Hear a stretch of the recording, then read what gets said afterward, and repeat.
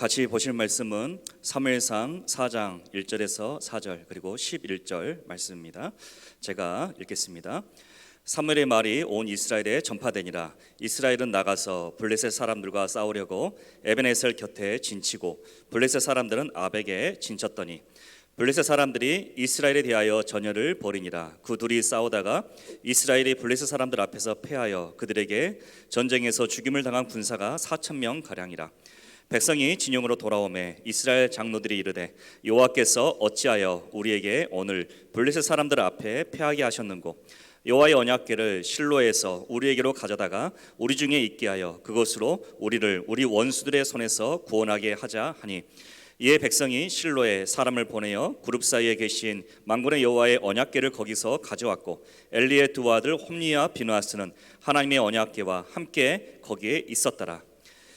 하나님의 궤는 빼앗겼고 엘리의 두 아들 홈리와 비느하스는 죽임을 당하였더라. 아멘. 오늘 말씀을 듣는 우리 모든 성도들의 삶 가운데 또 가정에 또 사업에 하나님의 큰 은혜와 역사가 있기를 주님의 이름으로 축원합니다. 오늘 본문의 말씀을 통하여서 상품화를 거부하는 사랑이라는 제목으로 말씀을 같이 나누겠습니다. 신자본주의 시대 그리고 신자유주의 시대, 이 시대 때 많이 들어지는 용어 중에 하나가 뭐냐면은 무슨 땡땡의 상품화라는 그러한 단어들입니다.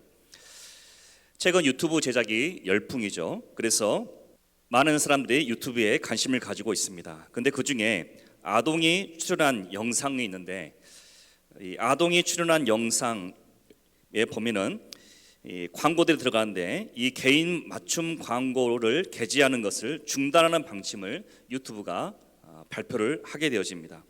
이게 지금 전 세계 60개국에서 시행되어지고 있는 것이죠. 그 이유는 아동을 돈벌이 수단으로 마치 이용하는 것 같은 광고 수익을 통하여서 그러다 보니까 좋아요하고 그리고 조회수 그리고 구독수 이런 것을 높이기 위해서 너무나 과도한 콘텐츠 그리고 내용의 수위가 높아지고 또 아동의 어떤 활동하는 데서 위험도 그리고 피로도 이런 것들이 너무 높아져서 이것이 아동학대 혐의로 고발되는 일까지 있게 된 것이죠. 그래서 미국 연방거래위원회는 작년 10월 4일에 아동 온라인 사생활 보호법에 의해서 유튜브에 1억 7천만 달러의 벌금을 부과하게 되어졌습니다. 그러니까 아동을 상품화하지 말라는 것이죠.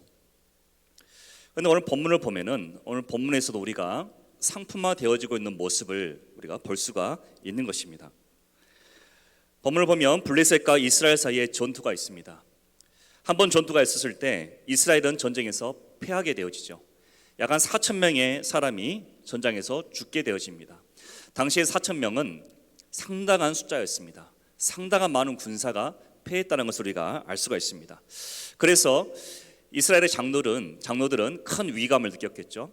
우리가 왜 이 전쟁에서 패했을까 위감을 느끼면서 그들이 도달한 결론은 뭐냐면 우리가 하나님의 언약궤를 가지고 가야 된다라고 하는 결론을 맺게 되어집니다.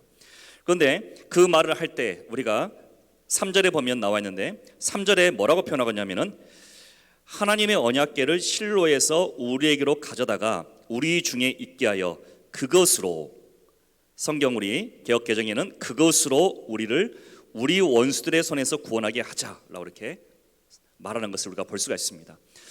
그러니까 이스라엘 장로들 입장에서는 하나님의 언약궤는 그것이고 또 그것이 우리를 구원할 것이다라고 그들은 고백하고 있다는 것이죠. 그러니까 하나님의 언약궤와 함께하는 그 하나님께서 우리를 구원하신 것이 아니라 바로 그 언약궤라는 그 물건이 결국 우리를 구원해 줄 것이다 라고 이렇게 그들은 얘기를 하고 있는 것입니다. 그러니까 그들의 인식 속에는 이 언약궤는 전쟁에서 승리를 가져다 줄 수 있는 어떤 도구 혹은 물건 혹은 무기 이런 개념들이 있었다는 거예요. 그러니까 그들과 하나님 사이에는 사실은 언약적 관계인데 그 언약적 관계에 의해서 어떤 관계가 있는 것이 아니라 단지 하나님의 그 언약궤는 그냥 그들을 도와줄 수 있는 어떤 물건이 되어져 버린 상태. 그것이 바로 사사기시대를 지내오면서 이스라엘 백성들이 가지고 있었던 하나님에 대한 인식이었다라는 것을 우리가 알 수가 있는 대목입니다. 그런데 이 전쟁의 결과는 어땠습니까? 대참패로 끝나게 되어집니다.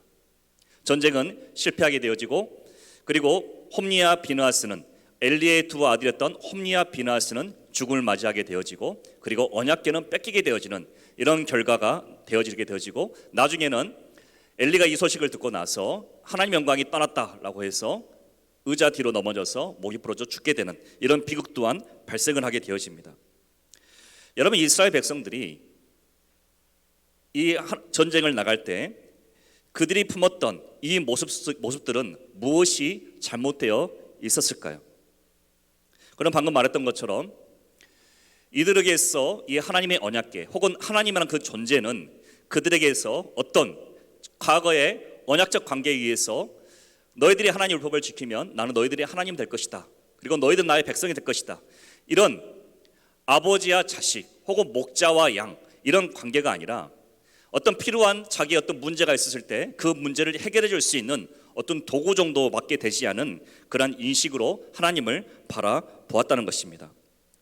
그러면 과연 이들은 어떤 모습으로 하나님 앞에 나갔어야 될까? 그것은 사무엘상 7장을 보면 우리가 알 수가 있습니다. 7장도 똑같이 7장 후반부에 보면 블레셋이 쳐들어오죠. 그런데 그때 전쟁에서는 하나님께서 번개를 치셔서 블레셋 군대를 다 무찌르게 하십니다. 그런데 그 전쟁이 있기 전에, 이런 승리가 있기 전에 어떤 일이 있었느냐?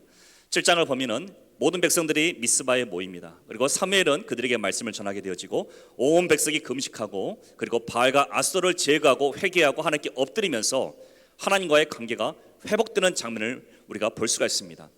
그 관계가 회복된과 동시에 그 다음에 블레셋이 쳐들어왔을 때 그들은 하나님께 간구하였고 하나님은 그들을 구원했던 모습을 우리가 볼 수가 있는 것입니다. 지금 우리가 코로나라는 큰 진통을 겪고 있습니다. 그리고 하나님께서는 이 모든 것을 해결할 것이라는 것을 우리가 잘 알고 있습니다. 그래서 우리는 쉽게 얘기할 수 있습니다.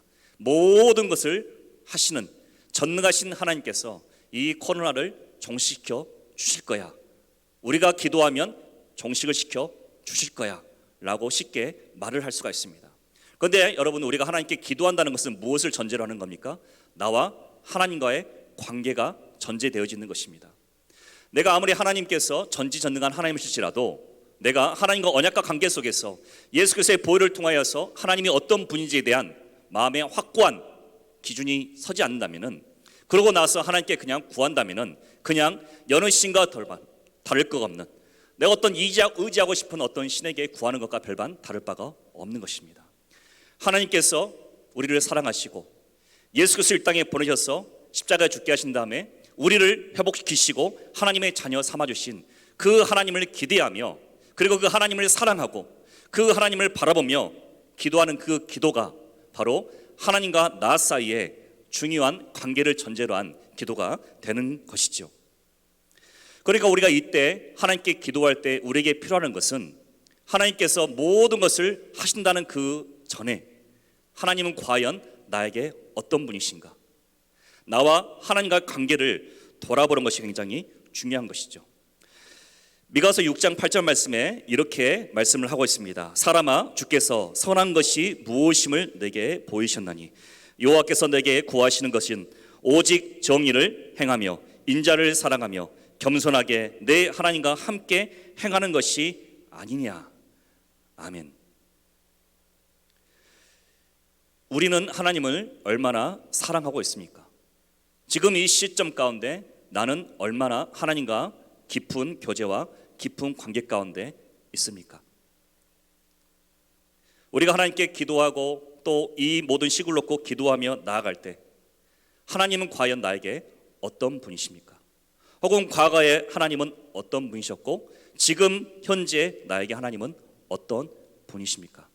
하나님께서 우리에게 원하는 것은 예수님을 통해서 말씀하신 것처럼 마음과 힘과 뜻을 다하여 하나님을 사랑하는 것인 줄 믿습니다. 바로 관계적인 부분, 그것은 바로 사랑이고 그리고 그 대상에 대한 감사이고 동행이고 존경이고 또한 같은 곳을 바라보는 것, 마음을 같이 하는 것인 줄 믿습니다.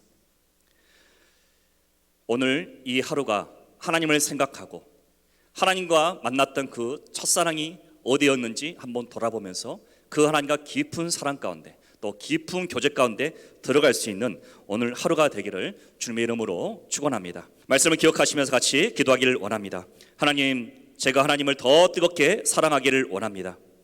어떤 대가를 바라보고 어떤 결과를 바라보고 하나님을 사랑하는 것이 아니라, 하나님을 섬기는 것이 아니라 하나님 그 자체, 하나님 그 한 분을 인격적으로 사랑하고 그분을 따르며 그분을 즐거워하며 그분을 기뻐하는 삶이 되기를 원합니다.